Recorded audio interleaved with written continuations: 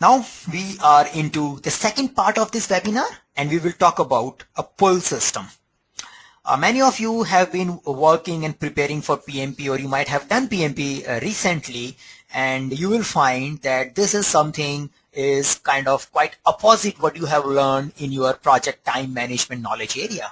So in this segment, I will talk about that why not to use a project time management based critical path method, and there is another alternative of optimizing things at a working level. So what is this pull system? So pull system is all about scheduling the work. It is all about allocating or assigning work to the individuals. So everybody should be knowing what they have to work on, and there are ways of allocating work, and the pull system is also one of them. Now, if somebody comes to an office, like you just reach in the office, you need to know what you have to work on. If there is no mechanism of identifying or telling you what you have to do, you will spend time. You will go here and there wondering what you have to do. So in order to utilize the manpower as they reach to the office, you need to have a clear instruction what they have to work on. So there are two ways of doing it. One way is, as a manager, you create a detailed task list. So whenever somebody reaches, as he opens his machine or computer, he gets a task list. Or he go to a project plan and see that these are the task lists which I have to work on, and he starts working from there. One approach. The another approach is that you don't create these task lists assigned to an individual, but as a group. So there are 3 people sitting, and as a group they know that, okay, we have this much pending work. So that is how the pull and push system are different. In a push system, we as a project manager, as a project leader, allocate work to individual team members. We create the detailed task list and give it to them. In a pull system, we don't assign the work, we just make work visible. We make a system where the pending work is visible in front of the team, and they pick it as they have an available capacity. So if they are free, after reaching an office, they look at the bucket, okay, there is a pending work, they pick it. So that is a pull system. Now, if you look deeper into a push-based scheduling, usually we create a critical path. We think of that, okay, this is the work which I have to work on, and in order to achieve this objective, this work, I must pass through this series of activities. And these series of activity we plot in a dependency diagram, in a critical path diagram, where we talk about that activity A can only be started once the activity B is finished. They have this relationship. Ultimately, everything will get merged, and finally it get delivered. So in this particular example, I am talking about that there are 2 features, and you have decided that features will get developed independently, but you will do testing together. So feature 1 is getting developed, and analysis is happening, then development is happening, and after that there is an integration step parallelly that feature 2 is getting developed, and this is something which you have optimized and planned and shared with your team. Now, what happens is that in this case, as you start developing, you realize that feature 2 is not as simple as you thought of. It is something which will take more time. Now, you are taking more time, and the tester is confused that since feature 2 is not ready, I can't do the testing, because my plan says that test feature 1 and feature 2 together. I have prepared the test cases for both, and till the time I don't get build which is having feature 1 and feature 2, how can I execute them? So we will not accept the build. So that is usually this kind of conversation you might see in various IT organizations. So as there is a saying that no plan survives contact with an enemy. So plan was just a plan. As you start working, there is a reality. So in these cases, we come up with these confusions, and we go back to the manager that, okay, what do I do? This feature is not ready, and this feature A is ready. Can we give a build without this, or something like that? So we go to the manager and ask, what should we do? Now, we expect manager, in general, the philosophy, the push schedule will expect a manager to update the project plan with a given situation, to analyze that what is the best possible solution for a given situation, and then tell the team member that, okay, follow this. Now, the reality is the old plan which you made by using all these kind of what if scenarios, you optimize the critical path and you have given a best possible thing, optimized thing to your team members. But as you get the new things, you find it difficult to make all those scenarios, all those analysis, and tell the team member what to do next. Because you want to just give the answers immediately. You don't have a time where you will say, okay, that this is the problem, let me think of 2 hours and then I will come back to you. Because you are always worried about that what this guy will do in next 2 hours. So what project manager does, they use their experience and they forget the plan and they say, okay, whatever it is, I will see what I have to do in a Microsoft project plan. But as of now, you do this. So a manager usually end up using their own personal experience and judgment and telling them what to do next. So till this section I have introduced the push based scheduling and the problems associated with the push based scheduling. Now, the alternative which I am talking today is pull scheduling. In the case of pull scheduling, as I said before, we just make work visible. So you have work item lying on your group table. If you have time, pick it. If the other element is not ready, but if there is anything else pending in your testing bucket, pick it. So keep looking at your inbox. If you have something as a group inbox available, assign yourself and finish it. Now, the Toyota, which primarily pioneered the lean thinking and this type of system, recommends that they talks about that when we use push system, the workers are primarily focusing on instructions. They don't put your mind. They just say that, okay, I have this activity and this activity has this dependency. Till the time I don't get it, what I do. But in contrast, when you have a pull system, they figure it out because you have given them just a work. After that, they need to pick the work, they need to self-assign themselves, and they need to find the solutions that if A work is not available, but B and C are available, let me take it. Why I need a manager to ask what should I do? So by way of introducing a pull-based scheduling, we make people more engaged and more involved in a development or a project environment. So in this case, you start with the planning. So you may had a planning meeting. Say you can think of that at the beginning of the month or at the beginning of a quarter.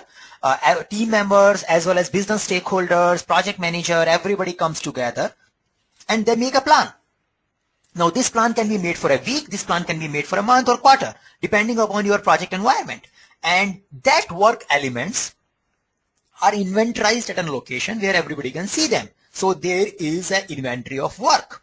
Now, as person has a capacity available, he picks the work. If he finds that the work is not ready for his work because the development is not done, so how can I test it? He pick the other element.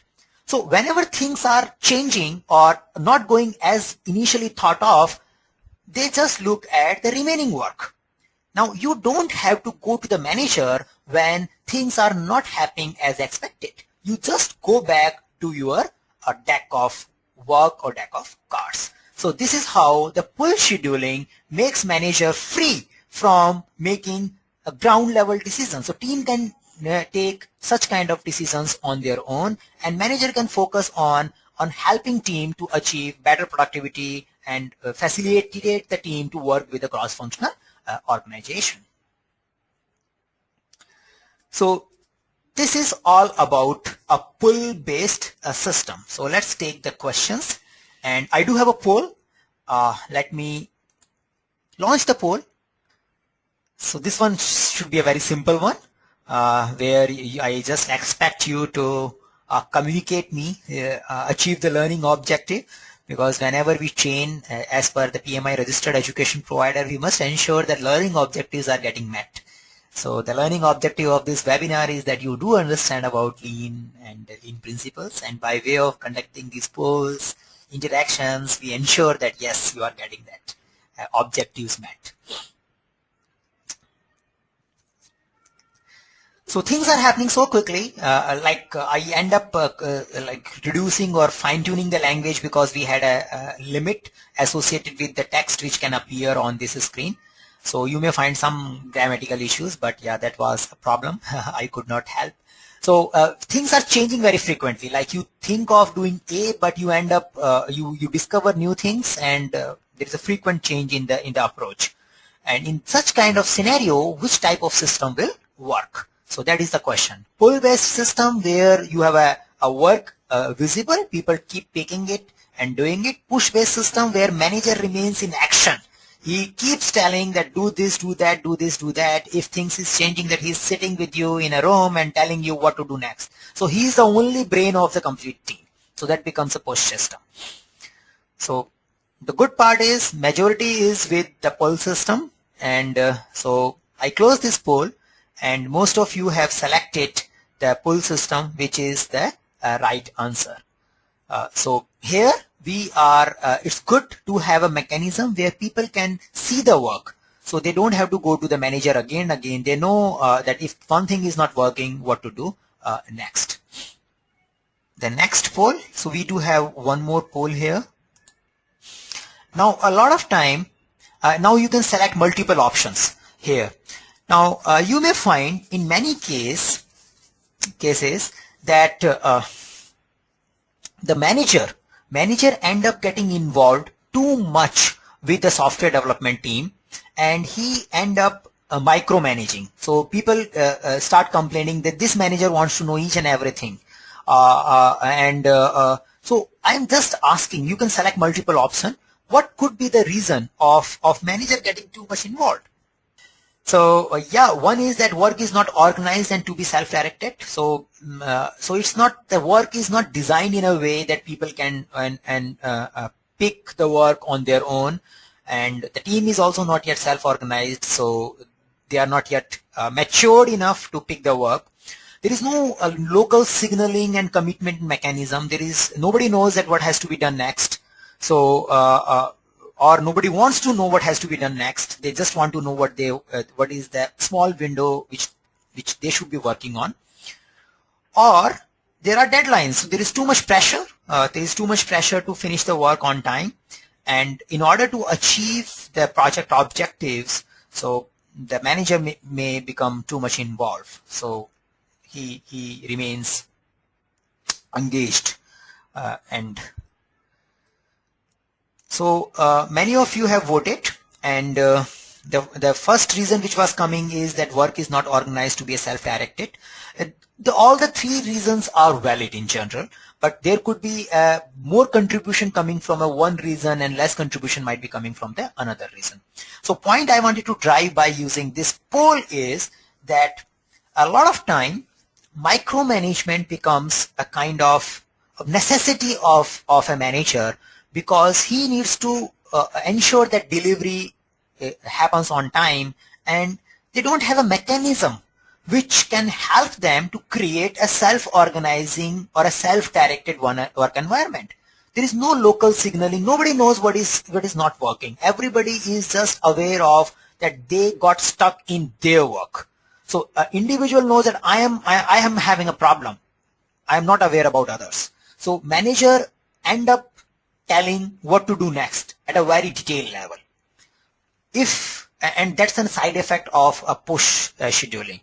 So a push scheduling, if you do a critical path based scheduling, if you have an activity based scheduling, if you want to deliver project as well on time, there is a high probability that you would be micromanaging your team members. So now it's time to take some questions. So if you have any, please keep posting them. The first question which I'm taking is, which is coming from Rachit, is how to implement lean in overall IT, including business analysis and project management methodologies. Now, a lot of time when we talk about lean and agile implementation, we think of that this is something to do with the development team. It is not only the development team, it's an organization culture level and end-to-end philosophy or a leadership change. So it's like an approach change where you don't only think of that how to do a development is only getting changed, but it is also how to do a delivery, how to capture a customer requirement is included when you talk about the complete lean implementation.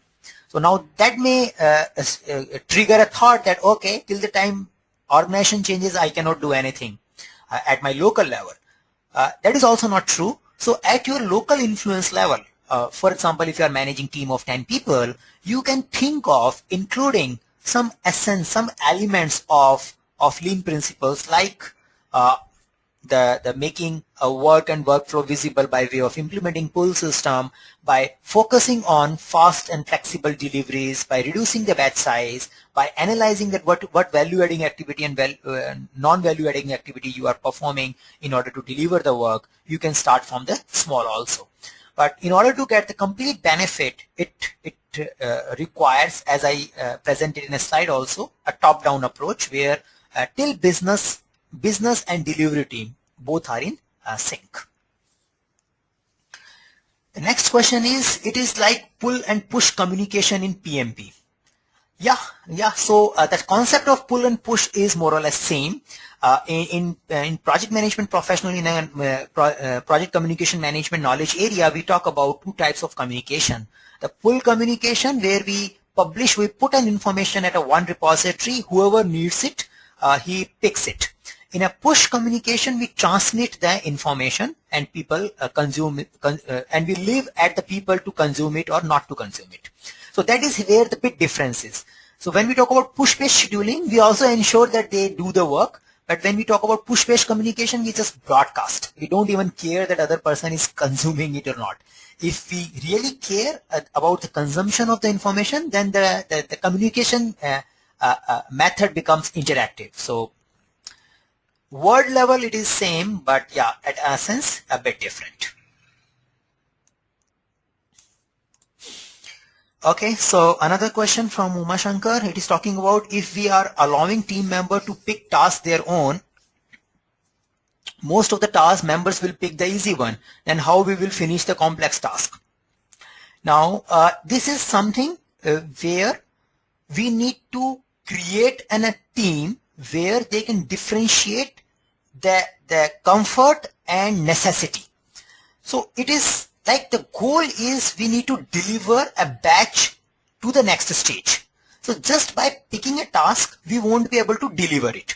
So it is not only a collection of tasks, it is also a collection of workflow. Like you need to think about that there is a design task, there is a development task, there is a testing task, and move further. So it's not like that I keep picking the design task and I don't care about development. So if you don't do that, the development work is piled up and the design work is moving very fast. But if that happens, it will create in-process inventory. So if you take these as a 3-stage, so design stage is finishing fast, but development stage has a big bottleneck, testing stage is waiting because they have nothing to work on. So when you design this work, you also need to think about the workflow, and you need to ensure that workflow passes, the work passes through all these steps and customer gets the delivery sooner. So in the next section, when we see that how do we implement it, you will see that how the work has to be segmentized and how you can create a system which helps you to create this thing visual so the end delivery happens. So as a leader, as a team, all of us has to focus on delivering value, fast delivering of value, not just finishing the user interface of complete application. If we are doing that, we are creating a big inventory. So along with making the work visible, we should also keep in mind that other lean principles are getting followed. Okay, so next question. Well, in the care that an employee cannot be trusted and need to be forced and monitored, what is the solution in that case? So the question is that in the case where employees cannot be trusted and need to be forced and monitored, so what could be the solution? Now, if you are talking about software development, then these approaches will not work there. Then you end up doing a push-based, task checklist-based development only. But usually it has been found that if we create a right environment, it may take some time, but at a one level of self-organizing team can be created. But if you have a problem in creating self-organizing team, then solve that problem first rather than finding a customization in an agile approach. It will not work actually. So you need to focus on fixing that problem first, else you may need to work in a factory-based system only where the management is very scientific. Everybody get paid on the basis of what they produce. So that is how we differentiate knowledge worker from a factory worker. So we work with a premise where we think the base assumption is that we have a knowledge worker who wants to do a creative, innovative work given and they are primarily motivated by the satisfaction which they get on the basis of the end product is getting used by the customer. So that's the first assumption we start with. If you don't have it, if you have a people who only work for the money, if you have then the element of scientific management will come into the picture. But IT software development, when you are doing a creative work, usually people will not be successful just by managing workforce scientifically and monitoring them on the basis of work, amount of work they finish. Because it's a creative element is involved here. So just forcing people to work may not produce the desired output. Okay, so another question, can pull planning mechanism be used in other agile practices like in Scrum, or it is bound with Lean only? So this is question from Ashish. Now, Ashish, you will look that the Scrum, like sprint planning, is basically a pull planning only. So we have a product backlog. So the pull-based planning is just a concept, and most of the agile approaches use pull-based planning. Like in Scrum, rather than allocating a product backlog to a given iteration, we have ordered product backlog. So we have a prioritized work. So it's an inventory. On the basis of capacity, team picks it. So we are pulling the work. And after that, we create a sprint backlog. So we also create another inventory of work. And on the basis of daily capacity, team members pulls it. They self-assign it. So in Scrum, the planning, the scheduling is a pull-based only. Another question, is not the pull-based scheduling related to the maturity of people who can take ownership to make decisions? Also, they are good in solving conflict among themselves in terms of work allocated. Now, you will see the complete framework. We can also create a workflow visible. So a lot of time we think that the pull-based scheduling requires a good level of maturity. So I'm not denying that people should be trained and they should be knowing what has to be done. But in a subsequent section, you will see that it is not only a creation of one bucket, it is also thinking and designing the workflow. We end up thinking that how work will move from A stage to B, B stage to C, and C stage to D. So everybody is clear about the work and workflow. Having that kind of infrastructure resolves many of such issues, and then team also feels motivated. So we can discuss this once we are done with the segment 3 in case it is not covered. Another questions. Normally in a team, there are some members who are self-motivated and like to pull work, while there are some member who requires work to be assigned to them. They are not self-motivated to pull work on their own. So can we implement pull and push technique both within one team? Now you will see some mechanism how to implement it. So let's flag this question. I will just revisit the Satish and Ashish your question again once we are done with the third segment. Till now we have seen that what is this lean software development principles? What are the lean software development principles, like eliminate waste, focusing on fast delivery, focusing on respecting people, looking at end-to-end delivery, optimize the whole, not optimizing the a partial system. Then we saw that a type of scheduling system, there was a push scheduling, which most of us are familiar with, where we create a project plan, we assign activities to individuals, we visualize the critical path, and we saw the problem related with the push system was that whenever there is a confusion, manager just keep doing this shuffling only. And at the time manager is doing this shuffling, the concept, the system may assume that ideally the push system work with an assumption that you would be taking the complete project in account when you are doing this adjustment, but in practice manager end up taking their own on the spot decisions and move things further. So then we saw the alternative to it. We saw that how the push system could be a mechanism where we make the work visible and tell the team that this is the inventory of work, you keep picking and doing until this work is finished.